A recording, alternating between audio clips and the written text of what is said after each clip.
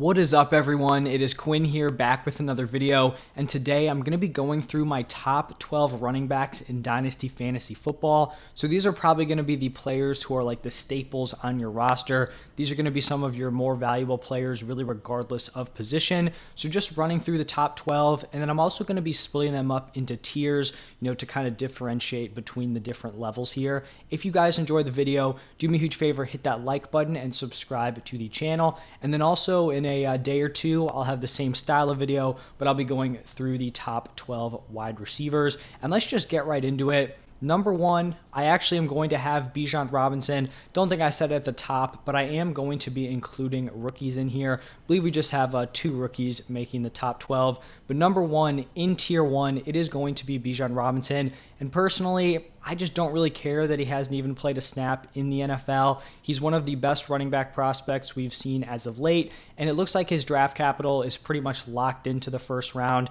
It really seems like he could go anywhere in the first round.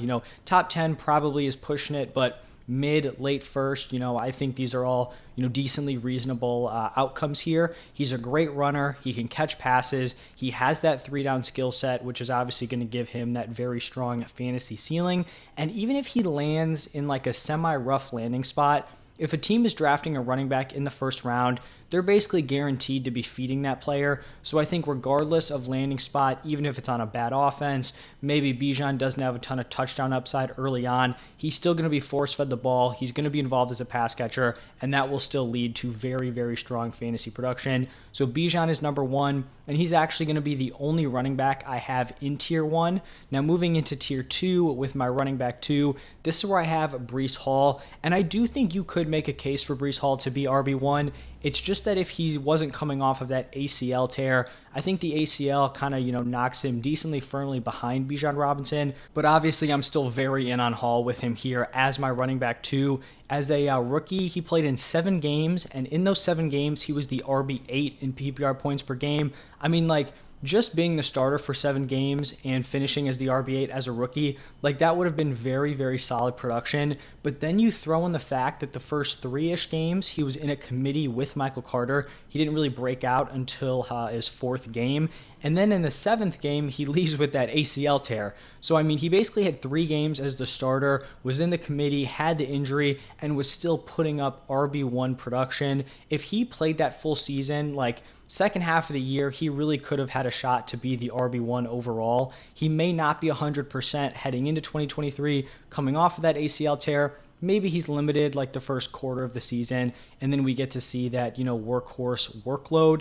But he's a guy who hasn't even turned 22 years old yet, still very young, and at this point, it looks like he is going to be a high-end running back one for a very long time. So that's why I have him here at number 2. Now, sticking in tier 2, my RB3, this is where I have Jonathan Taylor. I could see an argument for Jonathan Taylor up at number 2 ahead of Breece Hall because, he's not coming off of that ACL. Personally, I like him here at number 3. When Jonathan Taylor has been healthy, the dude has been an absolute stud. He was the RB9 in PPR points per game as a rookie, and then as a sophomore, he was the RB1 in overall points, and then the RB2 in points per game. I believe that was where Derrick Henry had the half season, but was averaging more than Jonathan Taylor. So a crazy impressive sophomore season. He has a tough 2022, was more of an RB2 option on a point per game basis, but a lot of that was due to injuries and then just the Colts offense in general kind of just falling apart. Obviously, I'm going to be expecting a really strong bounce back here in 2023, and he is still very young at 24 years old. So you're still looking at a guy who can be giving you 4 to 5 seasons of RB1 production in the future. Now, moving into tier 3, my RB4, this is where I have Kenneth Walker, and I think he's a pretty interesting player to look at because I think some people may just automatically throw him here and feel very great about Kenneth Walker moving forward. I think if you're on a win now team, I really don't think it's crazy to prefer a guy like CMC or a Saquon, just because we know they have those ceilings. For me, my only concern with Kenneth Walker just comes down to that ceiling, and I feel like the jury is still out on that. As we know, once Rashad Penny went down with injury, Walker came in, dominated, commanded a really large role on the ground. In his 10 healthy starts, he averaged over 20 carries a game. The problem here with Walker, and where I think the ceiling is kind of up in the air, is that in the 15 games he played in, He was only targeted 35 times. That's not a great number. And this is kind of a concern that dates back to when he was a prospect. He was a guy who was not asked to catch passes in college, and then we didn't really see it out of him as a rookie. I think if that continues, throughout his career, it's going to be really tough for him to compete with the ceilings of some of these other guys like Bijan, Brees, and even a Jonathan Taylor, who is a decently competent pass catcher. So I think it's possible that Kenneth Walker kind of turns into like a Nick Chubb-esque player who can get it done on the ground, great as a pure runner, but just doesn't have that receiving workload. And being like a Nick Chubb level player for fantasy is very, very solid, but Nick Chubb isn't a guy year after year competing to be like the RB1 overall, and it may make Kenneth Walker not worth like a top 20 dynasty pick. And that's the range he is being drafted in right now. And now sticking around in tier 3, my running back 5 overall, this is where I have Christian McCaffrey. And with him going to be 27 before the 2023 season, he's definitely a guy who is a win now option. If you're a team who's not competing in 2023 or even 2024, he's a guy you should definitely be, getting off of your roster to kind of get younger, get some draft picks. But, if you are on a win now team with his receiving upside, on this 49ers offense, like he is a ceiling that's just going to be really, really tough for most other running backs to even kind of touch.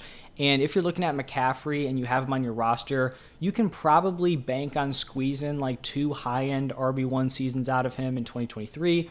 And then 2024, obviously that's assuming, he can stay healthy. And then if the body does stay healthy, then maybe 1 or 2 more useful seasons after that. Like a 29-year-old McCaffrey, if he is healthy, I don't think it's crazy to, think he can be a RB1 in 2025. And then maybe after that, if he's still kicking, somewhere in that RB2 range. It's been heavily talked about how he has had those injury concerns. A lot of people were fading him heading into the 2022 season because of those previous injuries.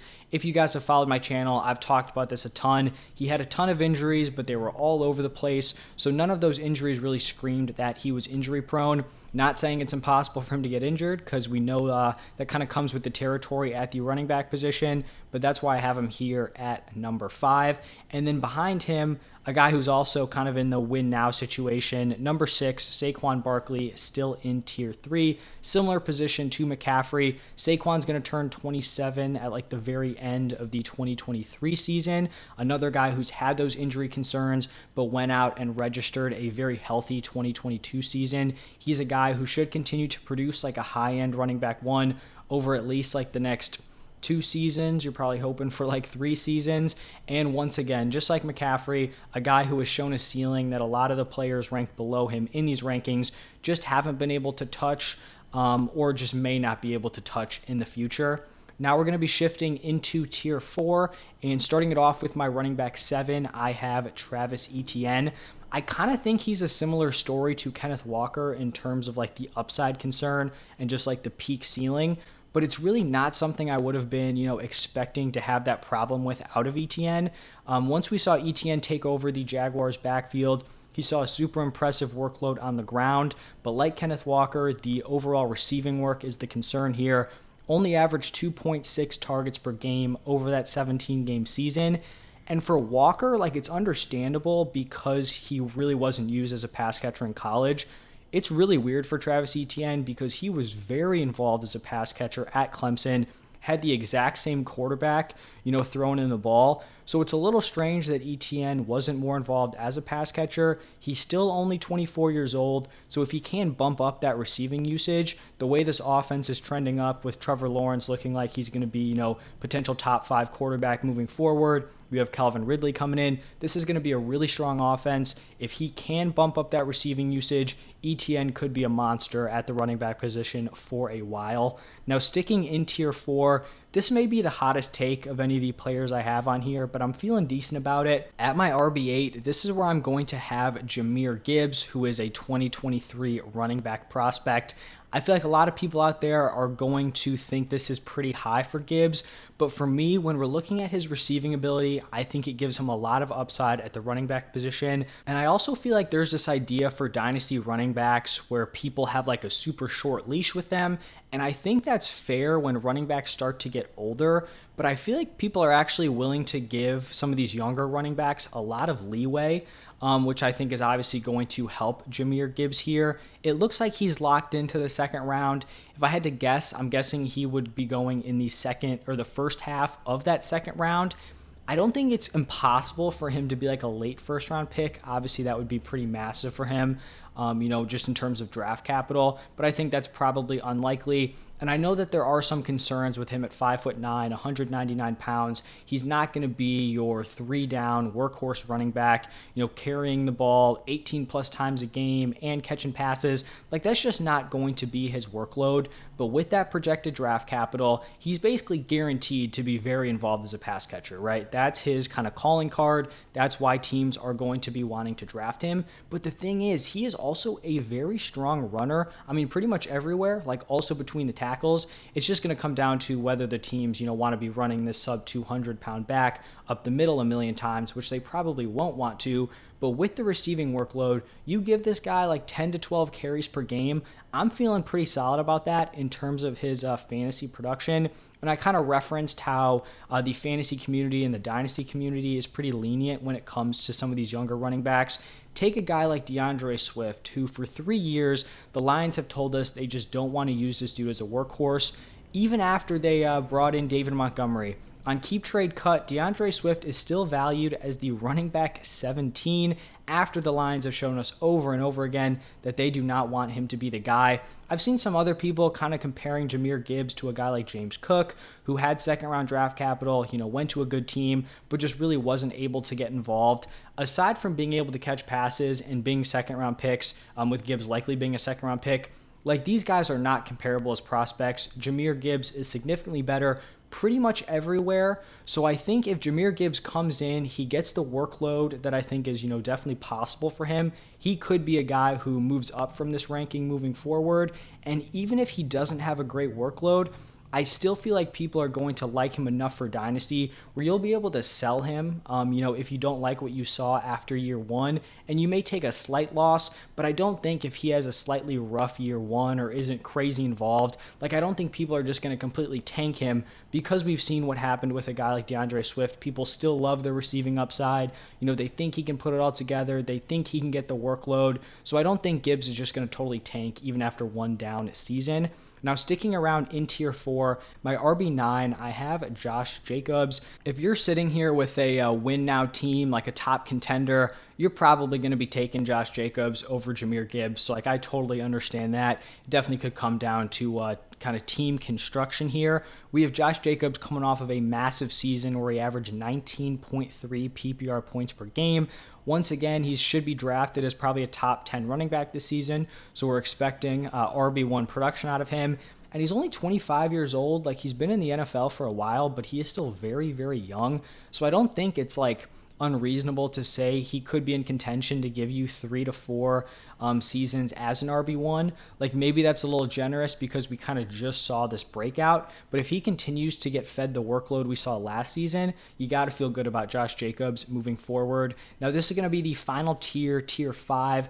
And at my running back 10, I have Tony Pollard. Pollard is going to be 26 when the season starts, and he's coming off of a very productive season where he was the running back 9 in points per game, and he did that while operating in a committee with Ezekiel Elliott. If we look at all the running backs that were in the same territory as him, like, all these dudes had much larger workloads.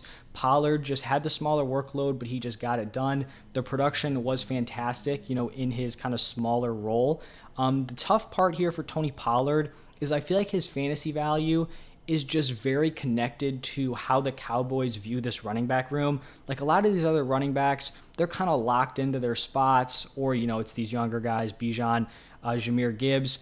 For Tony Pollard, like, if the Cowboys just let this dude eat and they give him a really strong workload, this ranking is probably going to be too low because he's a guy who could have high-end running back 1 potential. But I also wouldn't be shocked if they kind of want to keep this committee thing going. Obviously, Zeke's gone, but there are some, decent running backs out there still in free agency. I wouldn't be shocked if they bring in one of those guys.